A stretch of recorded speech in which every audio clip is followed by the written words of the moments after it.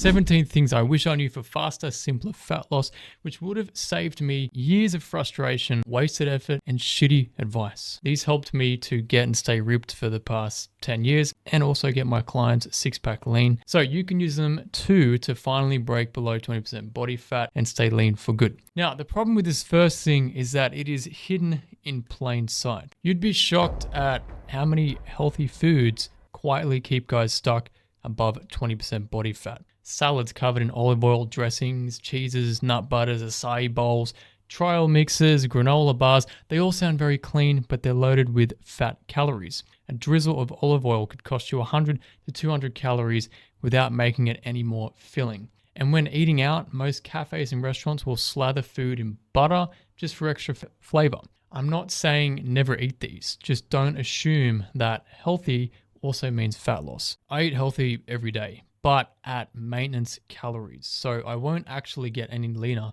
unless I create a deficit. So what is more filling? A handful of nuts or a big banana? Same calories, but completely different in terms of size and fullness. So a quick rule is if it's oily or it's nutty or it's drizzled on, it's probably going to be dense in calories. So to drop fat faster, you need to monitor the calories you're consuming and prioritize volume over density. Foods that will fill you up without draining your calorie budget, like lean proteins, potatoes, rice, fruit, and vegetables. But hidden calories are only half the problem. Tracking them comes with its own set of issues. Unfortunately, apps can get foods wrong, especially without packets or labels. For example, if you search up 100-gram ribeye steak, one app might say it's 167 calories, another might say it's 291. How do you know what's correct? Well, I usually go with the higher number just to be safe. Or you can also do a quick Google search like 100 grams ribeye calories just to confirm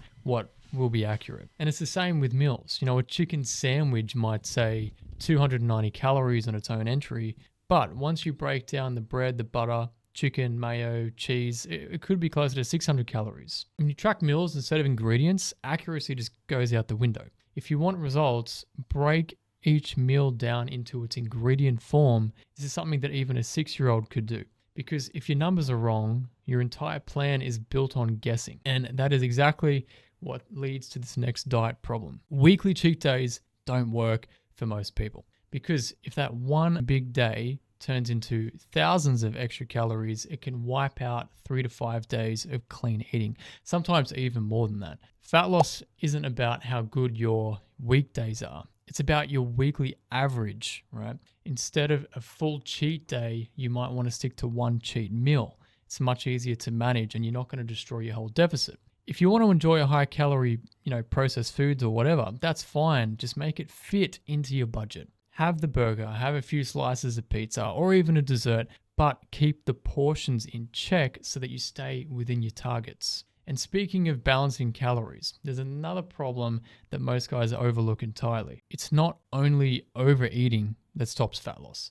Most guys don't connect the dots between their food and their calorie burn. You could be eating perfectly all week, but if your steps drop by like 50% or more because you got busy or sick or injured or you're just being a lazy shit, that can erode your deficit no matter how clean you're eating. That is why tracking steps and calorie burn matters just as much as tracking your food, right? It keeps your deficit consistent across the whole week until this next change kicks in. The first 5 to 10 pounds or 3 to 5 kilos of fat is always the easiest and quickest to lose because when you suddenly clean up your diet, you're eating less shitty food, you're moving more, your body's going to shed that initial fat, inflammation, and water weight pretty fast. But as your total body mass drops over time, your BMR will also decline slightly. This doesn't mean that you can't lose fat. It just means it might slow things down a little bit. And that's usually when people get frustrated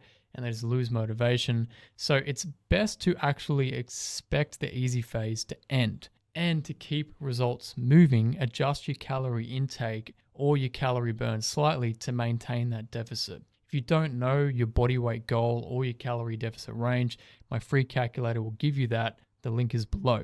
Speaking of deficits, you should avoid this next mistake as well. So one of the biggest mistakes I see is undercutting calories way too hard and too fast. Obviously, you're going to lose weight faster if you starve yourself. But what good is that if your energy tanks, your workouts suck, your body starts burning up the muscle or little muscle that you might have just to survive, which also means your hormones will drop and you're going to feel miserable all day. So if you want to build and even maintain the muscle that you have or don't yet have, your body needs enough fuel and nutrients to do that. It's always going to be better to eat slightly more and be more full and energized and perform well and lose fat more slowly instead of rushing just to meet some made up deadline. I often say eat as much as you can while still losing body fat. And once your diet is actually steady and sustainable, this should be your next priority. The easiest time to build muscle is when your body fat is higher.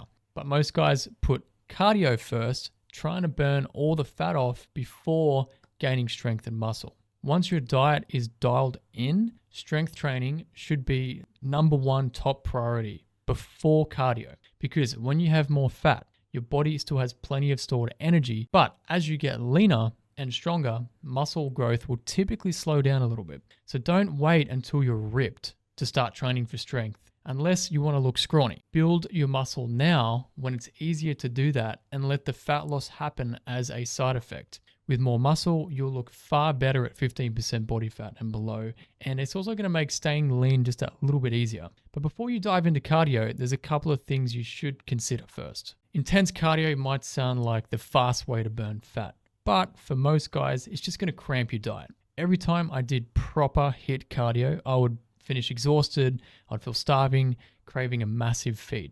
Even these days, if I go out for a surf, the hunger is off the charts for the rest of the day. HIIT style cardio slows workout recovery, and it also makes sticking to my calorie budget nearly impossible, right? But what worked better was keeping cardio steady and simple between zone 1 and zone 2 intensity. So some proven steady state options for you are the 12-3-30, which is 12% incline at 3 miles or 4.8 kilometers per hour for 30 minutes, or the Japanese IWT, which is your interval walking training, which is 3 minutes fast, 3 minutes slow, back to back for 30 minutes. Any consistent low intensity cardio works to keep your calorie burn higher throughout the day and throughout the week without crushing your energy. That's how I hit my step and calorie targets without needing a 3-hour nap or Ubering a McFamily meal afterwards.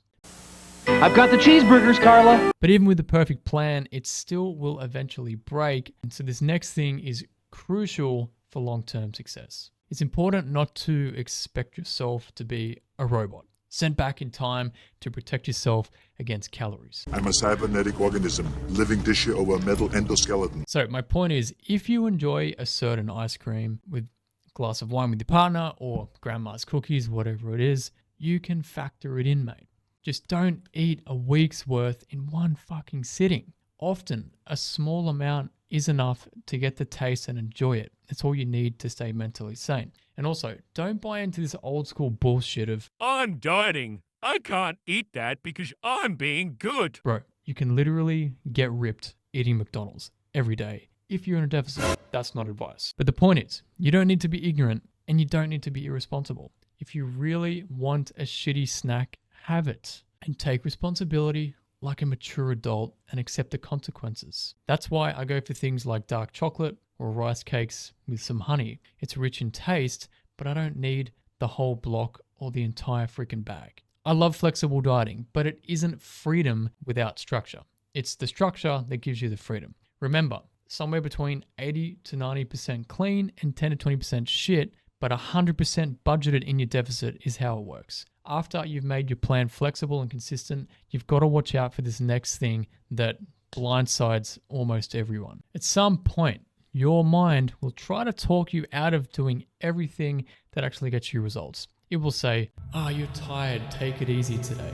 It's only a little bit of food, you can enjoy it. You deserve a treat. You've been good. That's too heavy, I can't lift that. 99% of the time, that is self-sabotage disguised as old, comfortable habits. This is why you need to trust what your data says, not what the mind chatter is telling you not to do. If it's time to lift heavier, you lift heavier. If your calorie target is 1800 today, that's what you eat. Let the mind sook and whine all at once. Results don't care. But here's the thing. Most busy guys don't overeat because they're truly hungry. They do it from stress, fatigue, boredom, or just environmental influence. If the wife opens a bag of chips, cracks a bottle of wine, or bakes a fresh cake, let's be honest, I would have some too. That's why discipline isn't about being a robot. It's about being aware. For example, Google ran an experiment to help employees eat healthier, but they didn't ban junk food.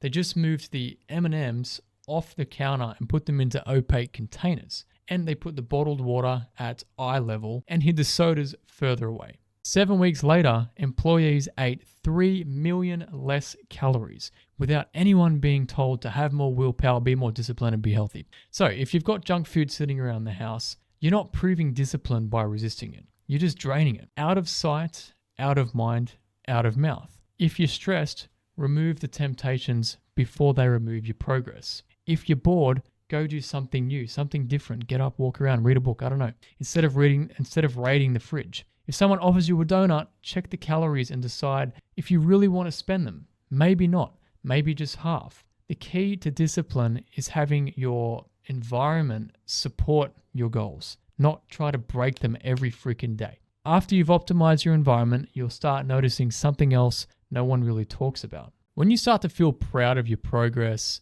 you'll hear stuff like, "Oh, come on, just relax for once." "You're addicted to the gym and dieting." You don't need to lose more weight. or the classic, "You're too skinny. You have to put some weight back on." some people think that anything below 20% body fat is too lean and unhealthy, which is ridiculous. Even the people closest to you are the ones who will probably test you the most, pushing your old habits up in your face without realizing they're doing it. You'll realize that most people aren't interested in changing for the better at all. And it's frustrating because the criticism often comes from the people who think that healthy eating means having a salad once a day, taking a multivitamin, and drinking a Berocca, while sitting at 25% body fat for decades. You will be tested, and that's fine. They don't need to support your goals, only you need to do that. But when everything is going right, that is when you will face this next big hurdle. It's still a popular belief that you need to constantly mix things up, like new meals, a new gym, new exercises every week, every month, etc., which sounds very exciting and fun. But that's like driving the car around with the freaking handbrake locked on, because you're working harder for less progress. Every time you change something, your body has to adapt again, and you lose that momentum that you'd already built. It's literally cost me decades of progress because I didn't know that results only come after you get good at doing the same boring shit over and over and over. I remember being told that I need to Shock the muscles and confuse them. but that kept me stuck, just chasing pumps all the time without any muscle or strength growth. But when I finally stuck to the same bench press for a full year, I hit 100 kilos, 220 pounds, and beyond that without ever needing a spotter. If I just kept switching every few weeks, that never would have happened. So if you're getting bored, that's a good thing. Embrace it in your nutrition, in your training, and it's this boredom that is going to lead to more progress. Once you feel that, then this next mindset shift will become a whole lot easier for you. You might see a friend get abs in 8 weeks and then think to yourself, what the hell am I doing wrong? But you check in 8 months later and he's got a belly again, probably living off Uber Eats and hunting for the next supplement or shake diet protocol. Meanwhile, it might take you 8 months to reach 15% body fat or less, but if you do it the right way, 8 years later, you're still lean while your buddy is on his 5th new diet plan. So my point is, comparing your fat loss journey to somebody else's is a guaranteed way to make yourself feel miserable. Your body, your lifestyle, stress, sleep, all that, it's all different, right? Stop comparing and copying and just start learning. Focus on what you want and let that be your North Star throughout the entire adventure, right? That means ignoring all the bullshit, staying stubborn to what your goals are and doing what actually works, even when everyone else is chasing all these stupid shortcuts. And that's important because this next thing can completely derail you even after making huge progress. One of the biggest lessons I learned from bodybuilding was that sometimes your body and your data don't exactly sync up. There were weeks where I just felt down and frustrated and demotivated because the scale wasn't dropping faster as that show deadline got closer. I even had nightmares that I was on stage and you couldn't even see my abs. But then I would take progress photos and instantly feel better because my physique looked sharper than before. And that's when I realized that my emotional attachment to the scale was causing unnecessary stress. What worked better was anchoring my motivation to doing the work, not the immediate result. Like developing a love for the game itself, training, eating well, and enjoying the process of doing that and feeling good because I did it. Every workout is you time. You get to go deep, learn about yourself. It's almost like an active meditation in a way. Because the truth is, whether you're at 40% body fat or 10% body fat, the game doesn't really change. You still have to train and you still have to eat right. This isn't a boot camp, it's a lifestyle, which is a big piece of the puzzle that I need to cover next. I've seen so many guys treat fat loss like it's some seasonal thing before a holiday, a challenge, a kickstart, a deadline, a reboot, a reset, a bullshit, and then sure, that can all work in the short term. But this isn't a short-term competition with a winner and a loser. This is your life, which is why it has to become a style of living, aka lifestyle. The sooner you make the lifestyle shifts, the smoother and faster and easier everything will become. It stops feeling like a temporary thing that you're doing that everyone knows isn't going to last and just becomes part of your normal life. I promise you can make the changes. It won't always be easy, but you can do it. If there are guys out there who can drop 300 pounds, you can lose 30 or more, don't you think? Once you normalize your lifestyle, you'll adapt and you won't go back to who you were before. But if you always take the approach of, I'll just go hard for 3 months, well, then what? What? What if you're not shredded at week 12? Do you just fall off and give up like most people? You can't live a shitty lifestyle and be in top shape 24/7. It's one or the other. But once you build a lifestyle that supports it, you never have to start again and again and again. However, there's another big lie I was told that I still see as an excuse for many guys. My whole life, I've heard people say, wait till you get to my age, losing fat and building muscle is tremendously difficult. and I get why people might say that, but this is not absolutely true. Because I've coached guys in their 40s, 50s, 60s who've lost fat faster than guys in their 20s and 30s because they were consistent, focused, and actually followed the plan laid out for them. Most people think their BMR crashes after 30, but it doesn't. It almost stabilizes like a slow, shallow decline over time. But what actually crashes is your activity, your muscle mass, your metabolic health, your diet quality, and all these other things. So yeah, it can feel a lot harder later in life if you're carrying more baggage, old injuries, inflammation, shitty sleep, stressful lifestyle, and decades of bad habits, right? But all of that can be improved. I've got clients in their 60s who couldn't do one chin-up. Now they're banging out multiple sets of 10 chin-ups. Age wasn't the problem, it was the programming and the progression over time. And that leads to the final point of everything I wish I knew sooner. If I could go back in time and do things differently, I would have saved myself years of frustration by stopping myself from chasing every stupid hack, secret method, or bullshit articles in magazines. I would have stopped wasting so much time and money on stupid supplements that never really worked, and instead tracked everything properly from day one. My food, my training, my steps, my progress, all my biofeedback data, and just made small, consistent improvements every single week, kind of like a robot. And when I got stuck, I would have just put my big insecure ego to the side and stopped trying to figure everything else out myself without actually knowing what to do, and actually got an expert coach who'd already achieved exactly what I wanted. Because when I got guidance, it saved me like 3 to 4 years of mistakes that I didn't have to make. So if you are serious about getting to 15% body fat, no matter where you're starting from, don't wait for perfect timing or some special diet trend or Ozempic or TRT alone to save you. Rip the freaking Band-Aid off, start tracking, start learning, start now. And if you're ready to fast track it, get the right guidance and structure in place. Because once you do, everything I've said in this video becomes so much simpler. If you want that one-to-one support and the coaching to reach your physique goals with a sustainable method, my one-on-one metabolic recomp method could be up your alley. It's a personalized approach designed around your lifestyle, your goals, and your long-term sustainability. To learn more, tap the link in the description, or If you're not ready for one-on-one, you can grab all my systems inside of the Business Body Blueprint. Links also in the description. After you do that, go watch this video next where I'll show you the correct way to cut to 15% body fat.